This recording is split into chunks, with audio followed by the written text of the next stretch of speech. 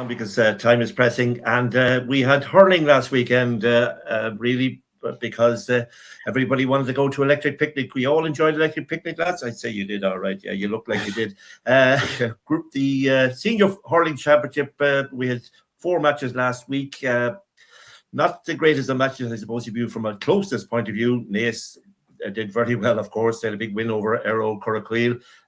Moorfield were defeated by our clock. Selbridge, big win over Confey, disappointing Confey. And then we had Coildove 2-8, Milltown 2-3. So that leaves a quarterfinal of Selbridge versus Coildove. That's on Wednesday, the 10th of September at Mangard Park at 8 o'clock. Wednesday night, a lot of people not that happy about that. Anybody want to pick that one up? Yeah, I might, because it actually ties back in with the county board a little bit. And not so much that games are on a Wednesday night, but there was one issue raised from the floor. I think it was the Confey delegate around the lighting in Hawkfield for hurling, and that a lot of the players have been complaining that once the ball goes high, they're not seeing it properly. So, that was one issue that came up. I do think, I said it before, so maybe I shouldn't be the one to jump in. Maybe someone else's turn. You did. I did, yeah. So, I mean, the games themselves were disappointing last week. That's through no fault of anyone. Just we had 4 very good wins from 4, very good performances. So it was disappointing there wasn't a bit more competitiveness around it. But I think that will come once we get to the quarterfinal stage next week. Selbridge and Coildove should be a cracker, I'd say. And then once we get to the semi-finals, I suppose Naas winning by so much against Aero, and I didn't see that one. I was at the other 2 in Hawkfield, so that was a bit disappointing to me that Aero are not getting any closer there. But that was something of a dead rubber, I suppose, with both through to the semi-finals. Yeah, the semi-finals, as you mentioned them there now, Naas versus the winners of Selbridge and Coildove, and Arrow Curraqueel versus Maynooth. Ger, 4 interesting semi-finalists, but 2 interesting games, you would say. Yeah. Well, that's not to discount the quarterfinal. That's next week. That's going to be a good one, as Richard said there. Selbridge and Coildove. Like Richard is just kind of eye-raising the fact that those 4 games were so one-sided. Certainly, I would have thought Coildove would have got an awful lot closer to Maynooth as well, and Confey would have put up maybe a better showing against Selbridge. But obviously, Maynooth and Selbridge run flying form. I think Cathal McKay was back from Maynooth, which would have been a big boost to them as well. He had been carrying a bit of an injury, and maybe it was the gap between the games suited Maynooth there to have him back fully fit. But yeah, I suppose Moorfield as well. Obviously, they're relegated out of the championship, so they have to get a bit of a mention because going back to the preliminary rounds, they were very, very close to getting a result against Confey, and that was nearly a relegation final when you look at it now, because Moorfield, I think, was only 4 points, and it was even closer than that maybe for the majority of the game between the sides there. But our clock would be I think they're probably a little bit shocked to have found themselves in that level as well. I saw them in the earlier round against Arrow Curraqueel. It was a fantastic game and a real kind of a high-level game. So to find our clock in what was kind of a relegation final at the bottom of that group was a bit of a shock, and no surprise that one-sided result. But definitely, as Richard was saying, some of those other results were a little bit eye-catching in their one-sidedness.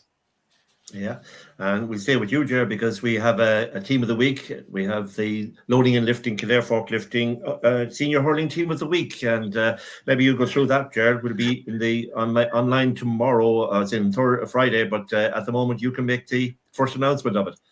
Yeah, and thanks indeed to the sponsors again, Lifting and Loading, Kildare Forklifts. I wasn't at any of the hurling matches, so I can't be blamed for any of these picks this week. So any abuse that needs to be sent can go directly to the other lads on the committee. But just to go through them there now. Finn Leach of our clock is in goal. Liam O'Reilly of Naas, Conan Locks of Maynooth, and Oren Connolly of Selbridge in the fullback line. Ryan Bourne of Naas, Cathal McCabe of Maynooth, and Michael Owens of Selbridge in the halfback line.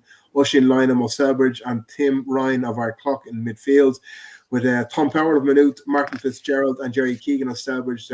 Martin Fitzgerald, of course, of our clock, and Jerry Keegan of Selbridge in the half-forward line. And then the full forward line of Selbridge's James Dolan, Jack Sheridan of Naas, and Ronan O'Malley of our clock. Yeah, interesting team indeed. And I know there was a question that came into us during the week about what players we might think that could come into the reckoning for Brian Dowling as a hurling manager. A couple of ones I saw were Tom Power, obviously. Jerry Keegan is already there. But two two men in the corner. You saw them as well, I think, Richard. James Dolan of Selbridge and Ronan O'Malley of Ardclough. Certainly two players that might come into the reckoning. James is already in there. Ronan O'Malley scored a hat-trick in the first half. I think it was 3 goals and 3 points in the first half. A great finisher. And I echo, Tim Ryan. Tom Powers obviously been around the underage scene. Tim Ryan as well. Tim Ryan is probably, of all of them, is one that I think has qualities that would really fit in senior hurling at inter-county level in terms of his speed in particular. There was one, I don't know if you remember, there was one ball he picked up at midfield there last week, and within milliseconds he was in front of the post, and you're kind of wondering how the hell did he get there that quickly. He went past about 3 or 4 opponents. So he's one now. We picked him in midfield as a bit of poetic license, maybe. There, he played more of a wing forward, but as always, we were struggling to fit in everyone that we thought should be in. So he's more of a wing forward, but I think he'd be quite flexible. I think he's played in the half back line as well, if I'm not mistaken. That's right. Well, in fairness, he was mentioned by Brian Dowling. Sorry, Pat, for jumping in. I was just about to say that in the interview we did with Brian Dowling. He would have been in the team for this year. You would have expected only for a shoulder injury at the start of the season, so he's only coming back by the time they reached the closing stages of the Joe McDonagh. So you're right, Jerry. Yeah, he was one that was mentioned. Tim Ryan. Yeah, absolutely. Just a badly timed injury, and I suppose you need a bit of luck with injuries as well, and especially maybe for lads who haven't previously been on county panels, it's a big step up then to be doing that level of intense training as well, and the bodies have to be enriched for that. So hopefully Tim will be a little bit more fortuitous with injuries. And just another one to mention is one of the younger players. I think Tommy has the list of the top scorers for the championship there that'll be popping up shortly as well, and just someone featuring prominently there is Charlie Carroll. Anybody I think who's holding their place for Naas, especially at a young age, is obviously someone that will catch the interest of Brian Dowling, and particularly someone who has the physical strength of Charlie Carroll. He's definitely, I think, someone to keep an eye out for, if not the immediate future, certainly not in the not too distant future. I think he'll be involved with the Kildare senior panels. He's also been on the under 20s this year, and a dual player with Eats down and with the goalkeeper, I think, with the Kildare under 20s this year as well. So a man of many talents, and just one to keep an eye out in the future, I think. That young Sheridan fella looks like he might be pretty good as well, looking at his scores there, no? Absolutely. Tommy, do you want to go through the scorers there? You have it up there on graphics. Jack Sheridan, obviously on top, Reese Gavin, Liam Dempsey, Frank Bass. I'm just looking at it there. I mean, to see the I suppose players who have been around a while, maybe Frank Bass hasn't been around, but Frank Bass is there. Who else? Mark Delaney, Johnny Byrne, Declan Flack. It's gas to see those fellas still doing very, very well, Tommy. Yeah, no, absolutely. And you see, there's obviously some very familiar names there, and so we got a comment in on YouTube last week that maybe I could start throwing up the scorers charts for the football, which we'll look at later on as well. So obviously it's only fair to do it for the hurling as well. The interesting one there is if you look at the form of Ronan O'Malley, like he's around the middle of the list, but look at his scores from play. He's a top scorer from play because of those 5 goals that he's got, obviously with that 3-3 at the weekend as well. But Reese isn't obviously going to be catching Jack now. So that, because of the huge scoring that happens in hurling, I mean, I don't think David Qualter was playing the last day. So he was second before this list came out. So that'll change. And obviously the teams that go deeper, Jack, of course, is just goal hungry. That's what he's about. So it wouldn't surprise me if Jack could be looking at that little list there now. It might influence some of his decisions. I always like to think that it might influence some of these decisions.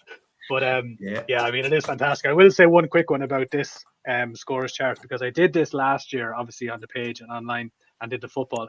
I gave 3 awards last year, 3 physical awards for the senior, intermediate, and junior football. Top scorers that I was able to present to them, and they were happy enough. I didn't give an award for the hurling, which is unfair. So I will do that this year. I will have an award for the top scorer in the senior hurling championship this year. You heard it first here. Just want to mention there as well, sorry Pat, just before you move on, just Liam Dempsey as well. It's great to see him on form this year, because he was a hugely talented underage county hurler. He scored that winning point for the Kildare under 20s against Wexford a couple of years ago. That's right. So it's just fantastic to see him. Obviously most of the scores coming from frees, but you don't miss a good free taker until he's not there. So he's been a big part of Era Oaks excellent championship, albeit up to that last game against Naas. The early rounds, they were superb, and he was right at the heart of that. Okay, so in the UPMC Senior Hurling Championship, next week we have Selbridge versus Coildove in the quarterfinal, and that will be followed at the end of September, 28th of September. We have Naas versus Coildove or Selbridge in one semi-final, and in the other semi-final it'll be Aero, Corraquil and Maynooth, and we're looking forward to those two games. Both those games will be played, I think, around the 28th of September. Moving quickly along then to the B Hurling Championship, we have our semi-finalists where Leixlip will play Broadford on next week as well, the 10th of September, and that will be Clane versus Naas, and those will be interesting games. Leixlip wanted to get back, Clane wanted to get back, and of course Naas are there, and if they get to a final, then they can't go any further. That's the unfortunate thing, and whoever they might have defeated in a final, then they will go forward. So interesting games, Tommy. Leixlip versus Broadford, Clane versus Naas. Yeah, so what you have is Leixlip versus Broadford is basically a promotion final. That's the way you have to look at it if Naas beat Clane. So the fact that the Leixlip Broadford match is on the Wednesday night, it kind of adds a bit of excitement for them, because whoever wins that will come out of it. They will more than likely head over to Manguard Park the following night, and there's a good chance all those lads will be shouting for Naas, because if you look at it, like Clane have done really well just to claw their way back up into that second spot, just to get into that semi-final. Obviously, they're meeting Naas from the way the results have gone, but Clane really need to get back up to Senior A for a club of their size and their stature and their history in the game. You would hope that would be a driver for them. But there's two really big games there. Obviously, that game on the Wednesday night is on pitch 2 to accommodate the others, the Senior A match that's on pitch 1. Probably not ideal with an empty St. Conleth's Park, but again, I don't know what the story is behind the scenes there. There might be some, obviously, issues with logistics or something, so I don't know. But it's on the Wednesday one, though. That can't be in pitch 2, surely. The Leixlip game. Yeah.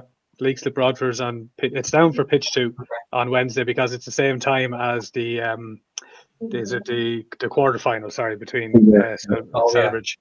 Okay. So it's to accommodate that. So 2 matches are on at the same time. But St. Conleth's Park is empty next Wednesday night. I just had a quick look at fixtures, so I'm not sure exactly what's happening there. But this is a Senior B semi-final. I don't know. Personally, I wouldn't be having it on pitch 2 once it gets to that stage. But again, there could be a reason for it. Hopefully, the scoreboard is in operation. I'm not sure it will be that quickly, but yeah, you were saying that they do have the frame up for. Richard, they have. In fairness, well done to Colin Farrell. Yeah, well done to Colin Farrell and his crew. They're working hard on that. So very shortly, maybe when we get there tonight, it might be in operation. We'd have to wait and see. I don't know how long it takes to get these scoreboards commissioned, but certainly the structure is there anyway, and well done to them. So the semi-finals in the UPMC Kildare Senior B Hurling Championship is Leixlip versus Broadford. That's next Wednesday night, the 10th of September, and the following night it's Clane versus Naas. Both games in Manguard Park. One, we believe, on the Wednesday night will be in pitch 2, and the other one on the Thursday night will be in pitch 1. The UPMC Kildare Intermediate Hurling Championship, we have our semi-finalists. We have the final, sorry. The semi-final was Naas 4-16, Confi 1-11, and Confi, to say, I'm told, were very disappointed in the performance of that one. And then we had Wolf Tone 16 points, Maynooth 1-15. And so the final will be Maynooth versus Naas, and that is on Saturday, the 27th of September in St. Conleth's Park. Tommy.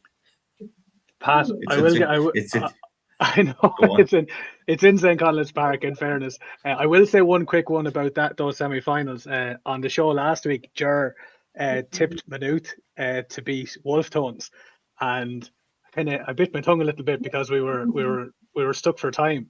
But I was a little bit taken aback because Wolf Tones had gone 5 for 5 at the top of the league, and they were flying only after coming up from junior, and you know that. And Maynooth, of course, ended up beating them. So, Ger, hats off to you. Hats off to you. I can't say that was done after any great tactical breaks. He's not a regional sports editor for nothing, But again, Exactly. Insulting it anyway because we've been doing great work out there.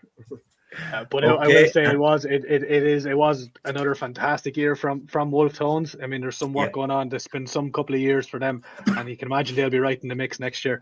But yeah, we'll see. And our final look then at the Junior A Hurling Championship in Group A. We had Leixlip, Kappa, Clane and Moorfield in that order. In Group B, Coildove, Ardclough, Round Towers and Sarsfields. In the semi-finals, no, I'm looking at the wrong. Sorry. In the semi-finals, it's Leixlip 525, Clane 215, and Coildove 116, Kappa 119. So the final will be Kappa versus Leixlip. That's on Friday, the 26th of September in St. Conleth's Park. Tommy. Yeah, so we obviously opened the floor during the week. We put out a form and we let people send in their comments or their questions. We're going to go through a couple of them on this show, but one of the comments was the fact that Junior A Hurling Championship, which is a new championship, that the final is in Mangar Park on the Friday night. That's Larry's versus St. Lawrence's versus Naas. Yeah, that's Junior A. The Junior A Championship, and the junior final is obviously in St. Conleth's Park. Now the comment was that Junior A final should be in St. Conleth's Park. That every senior final, every adult final in the county should be in St. Conleth's Park. That is a busy weekend. There's a lot of stuff on that weekend, but at the same time, I would agree with that person. When it comes to adult finals at football or hurling, we have a big shiny new stadium. In fairness to the county board and Mick, they did say at the start of the year that going to try to get every club to play in St. Conleth's Park this year. We're going to have a look at that maybe on next week's show, but I was just looking at it during the week. They're going pretty well at that and getting all these clubs to play in St. Conleth's Park already. But I can understand where that viewer, listener, where their problem was coming from. So. Yeah, right. That completes our look at and our review of hurling in Kildare. So some great matches coming up in the UPMC Hurling Championship over the next few weeks, including a number of finals.